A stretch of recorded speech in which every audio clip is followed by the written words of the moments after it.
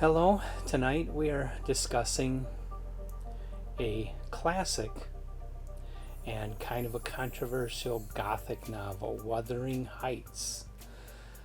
This is a book that I thought I would never ever read because, well, You don't think about it. It's not really your cup of tea, is it? it's Generally. just the standard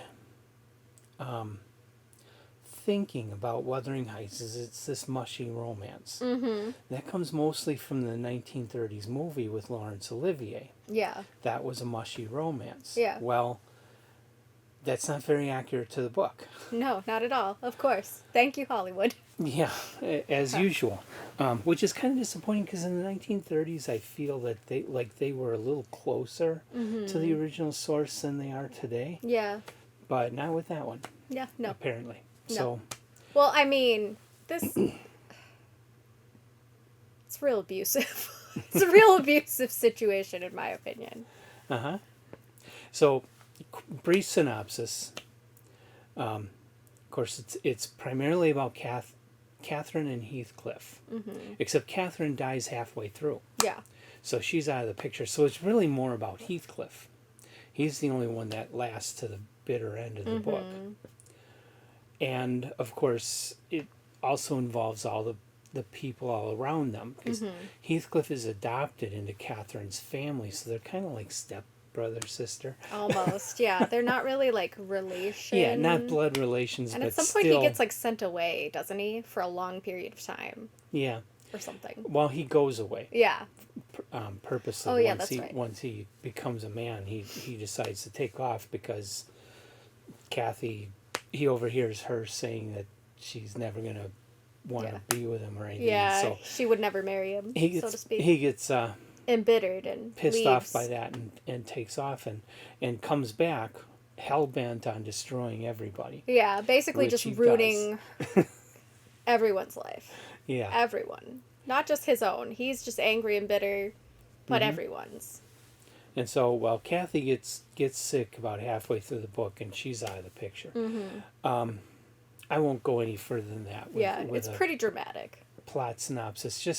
Just know going into it, everybody dies. Yeah. Everybody's an asshole. Pretty much. Like, It's yeah. an extremely dark gothic novel. It's not a mushy romance No. at all. And in fact, it's not even an ideal romance because he's such an abusive asshole to everybody.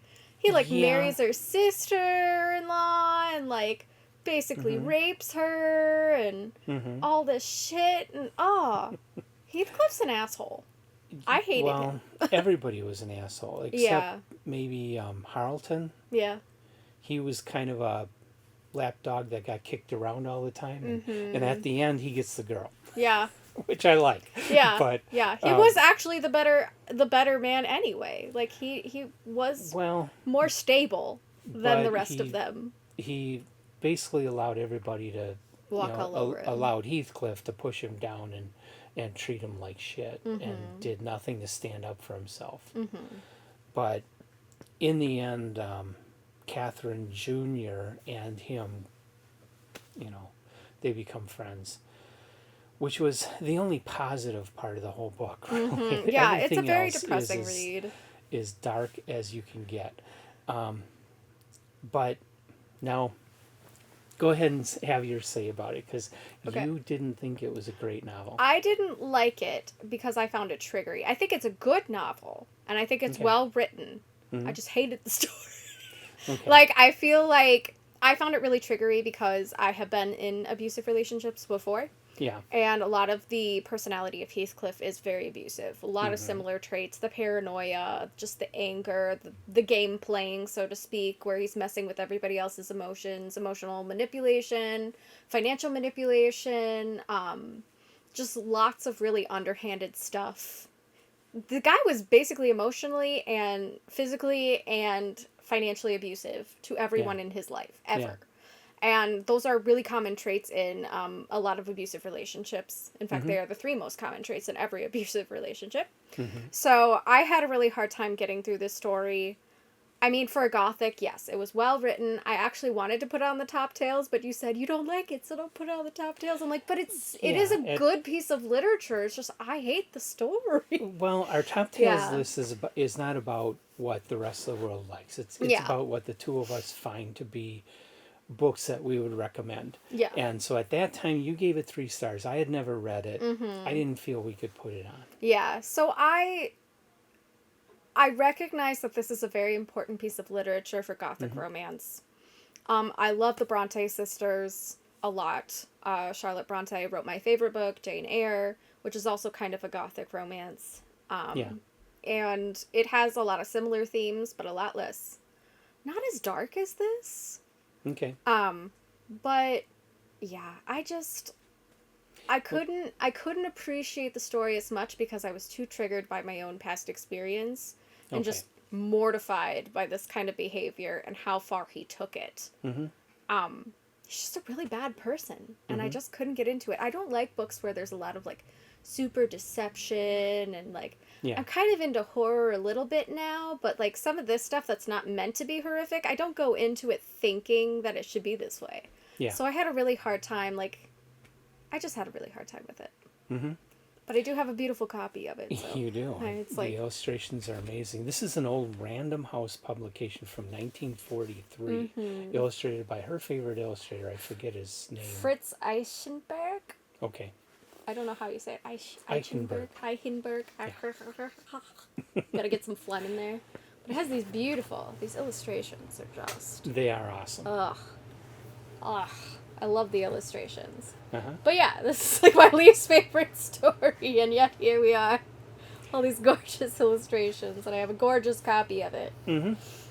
But yeah, it is a very interesting book. It is a really good dark romance, gothic romance. Yeah.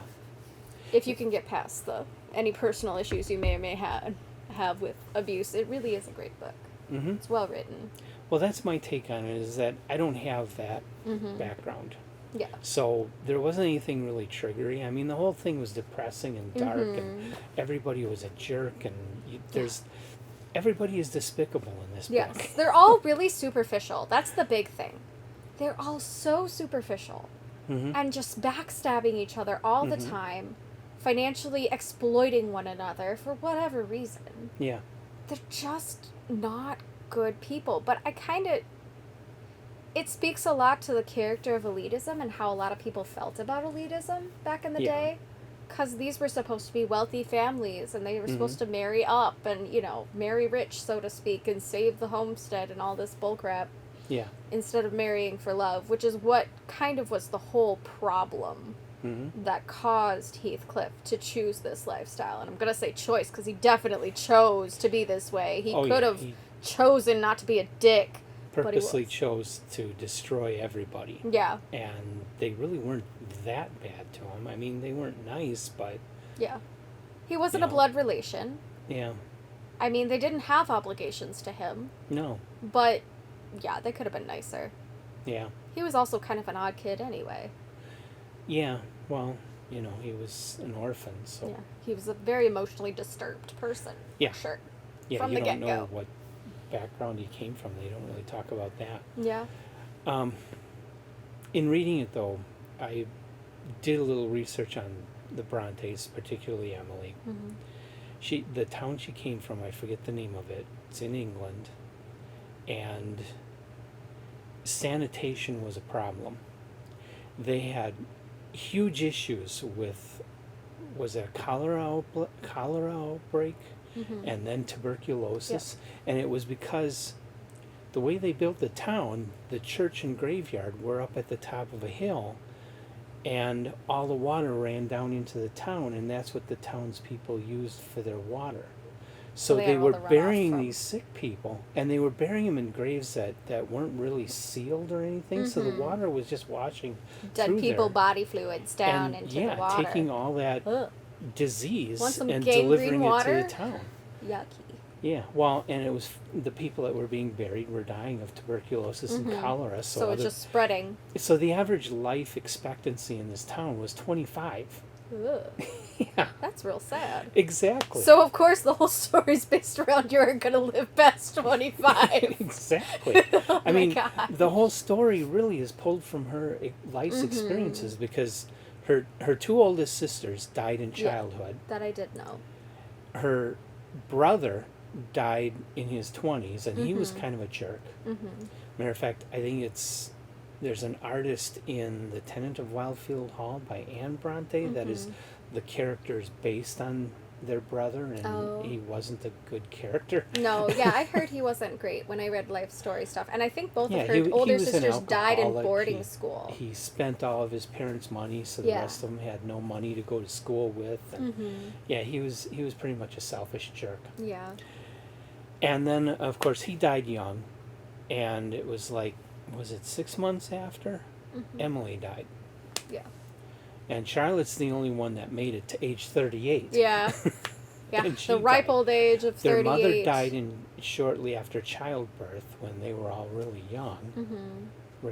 Shortly after Anne was born, I believe. Yes, she was the youngest. So Emily Bronte grew up in this atmosphere of all of this death and sickness. Everybody was always getting sick. She was sick a number of times before she got sick and died. Her brother It's was the an world asshole. they grew up in. Yeah. Yeah. That part of England was in the midst of the Industrial Revolution at that time. So a lot of factories were coming in with very poor wages, very poor work hours, Yeah. very poor working conditions. And, people were not happy about that. There was some of the workers tried to fight against it a bit, and unsuccessfully, though. They were put down by soldiers. Yeah. I mean, this is the kind of world she lived in. Yeah. It was very So- dystopian in the first place. Yeah, so the book she wrote can't possibly be very happy No. because she didn't know happiness. Nope. And You see that in Charlotte's work too. yeah, and A lot Anne's, of all of because them. like in Charlotte's book Jane Eyre, one of the Jane's best friend ends up dying, and a lot of Emily and Charlotte's work were based off of people dying in a boarding house Yeah, or in some kind of boarding situation, which was very common in their time anyway. But because they had lost their sisters in a boarding school situation, yeah. that reflects that part of their life. Mm-hmm. And Mr. Rochester too kind of reflects their brother, who was a dick.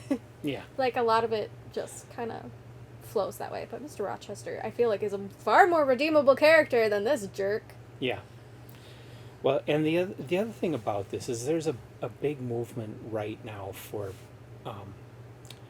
new adult novels, which are The very dark romance in focused general. on bullying and the basic theme of Enemies to lovers, yeah. And the guys in these books are not good. They are assholes. They treat people like crap. And so to all the people who love that kind of book, none of them holds a candle to Yeah, Wuthering this guy. Heights.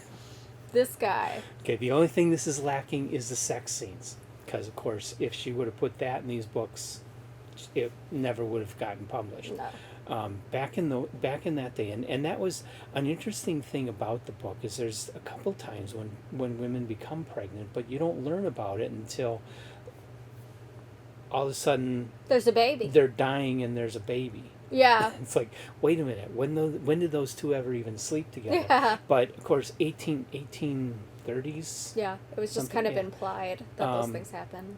If she would have put that in this book, it would have been right up along with Marquis de Sade Yep. on the list of Smut. forbidden books that would have to be sold under the counter. Yep. So, of course, she couldn't do that. But otherwise, as far as the relationship goes, there's no book written today that holds a candle to how messed up Yeah. and horrible these people are in their relationship, and yet they continue to love one another. Yeah.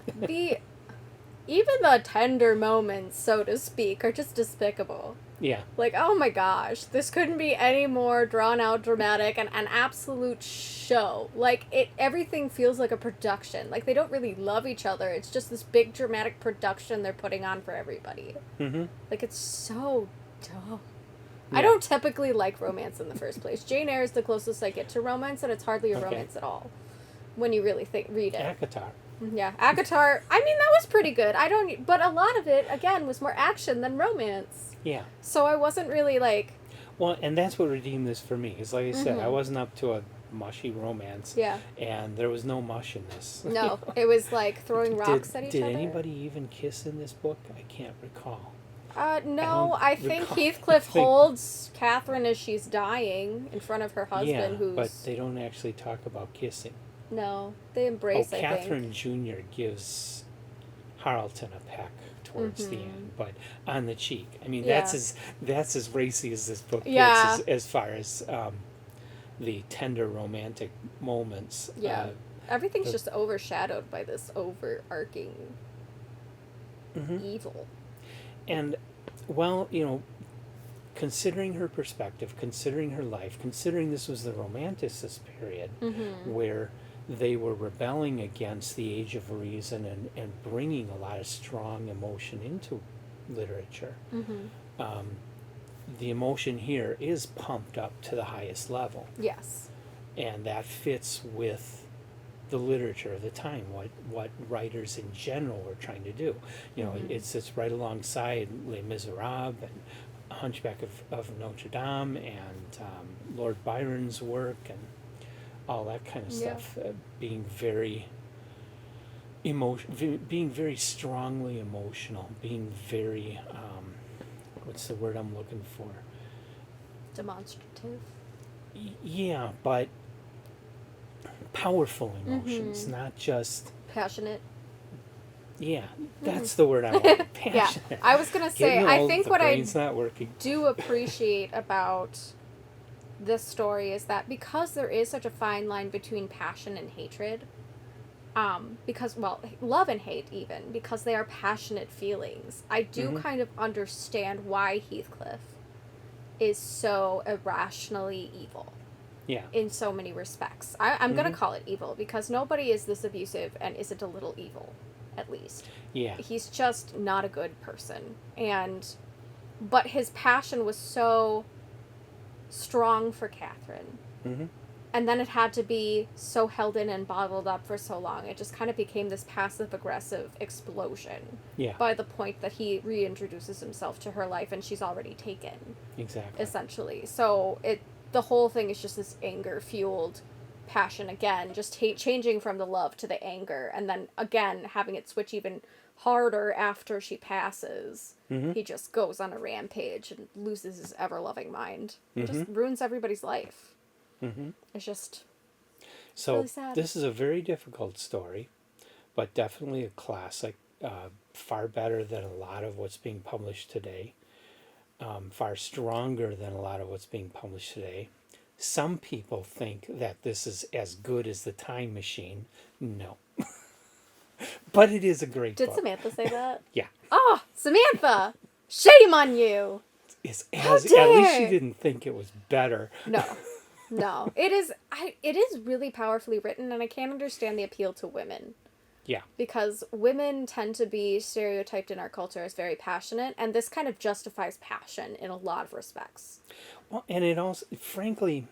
Even just emotions in general. It justifies so many, at least younger women that I've seen in my life have gone for that type of guy and keep going back to that type of guy. Yeah, I don't know why. Even though they know it's bad for them, even though they hate it, they still go for that bad boy. I don't know why that is. Like, people say it's for the excitement, and I'm like, I think it's just our culture is addicted to toxic masculinity. We're told that that's macho, but it's not healthy.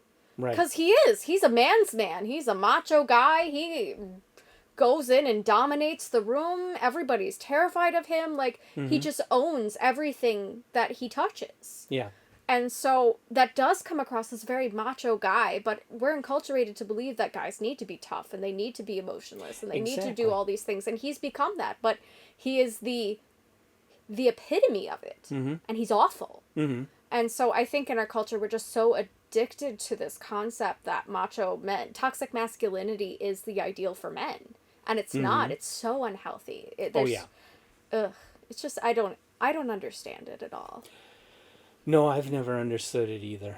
You're such a gentle spirit. Well, no, I mean, Yeah. I'm not perfect either, No, but you're not. why does somebody want to be abused? Exactly. I don't And get it why either. keep My going- husband. And why, when you know that you don't like it and you're not happy, why keep going back to it? Why don't you just kick the guy to the roadside and go find somebody decent? Yes, and my Because there husband. are decent guys. Yeah, that was one of my things. My husband is such a sweet, sensitive, just darling man. Mm-hmm. He is not the epitome of a macho man, but he is very manly, and he's so wonderful to me. And like, nice guys don't have to finish last. No. Like, he is a great guy. I really have a catch in him, and I'm very lucky to have him. Mm-hmm. So like, don't go for this guy.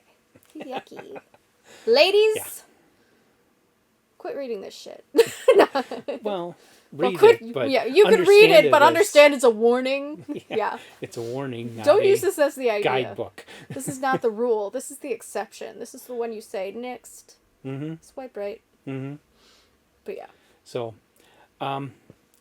so yeah, I didn't think it was the greatest I've ever read, or even equal to the greatest I've ever read, but it's up there. I had to give it 5 stars. Yeah.